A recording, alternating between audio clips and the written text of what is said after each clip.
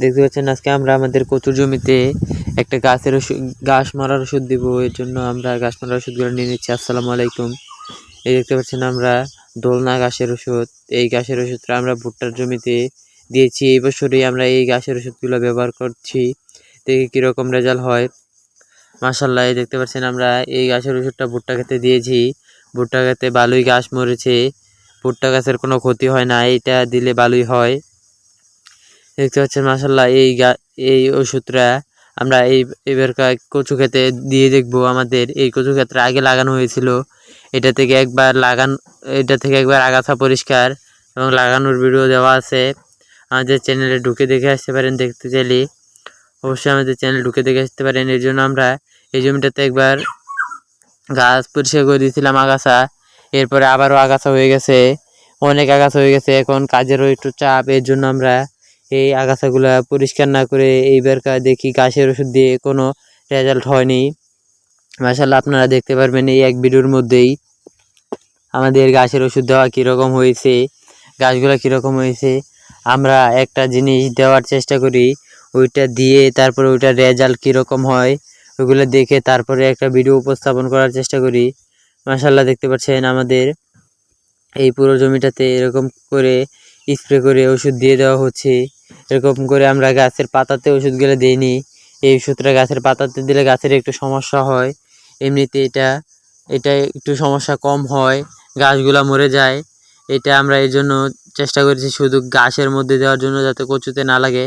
কচু তো লাগলেও তেমন একটা সমস্যা হয় না, একদমই কম সমস্যা হয়। এর জন্য আমরা এই ওষুধটা ব্যবহার করি, এই বছরই করার চেষ্টা করছি। দেখতে পাচ্ছেন মাশাআল্লাহ, এই গাছগুলো শুকিয়ে গেছে, এখনই আমরা এই জমিটাতে পানি দিয়ে দিব। এটাতে আরও কিছুদিন পরে পানি দিলে একবারে পুরোটা পরিষ্কার হয়ে যেত। কিন্তু আমাদের এই কচুর জমিতে কচুতে কিছু উলু লেগেছে, উলুয়ে কচুগুলা নষ্ট করে ফেলছে।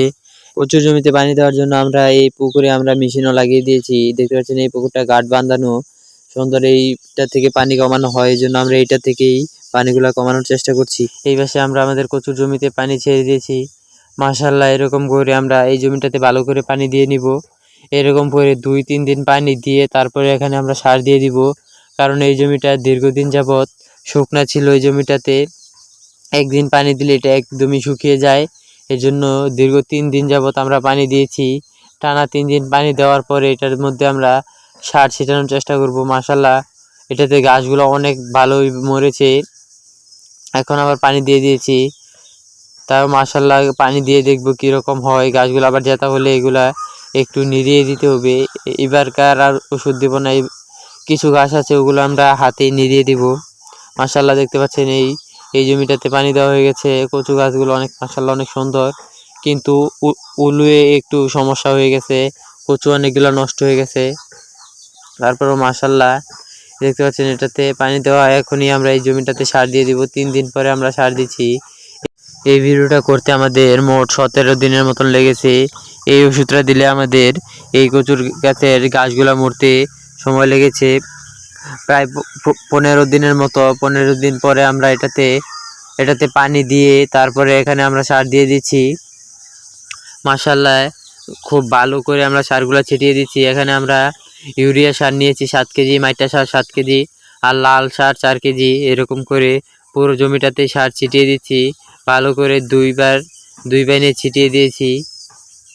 এগুলা পানি দিয়ে মিক্স করে তারপর ছিটিয়ে নিয়েছে। আসসালামু আলাইকুম।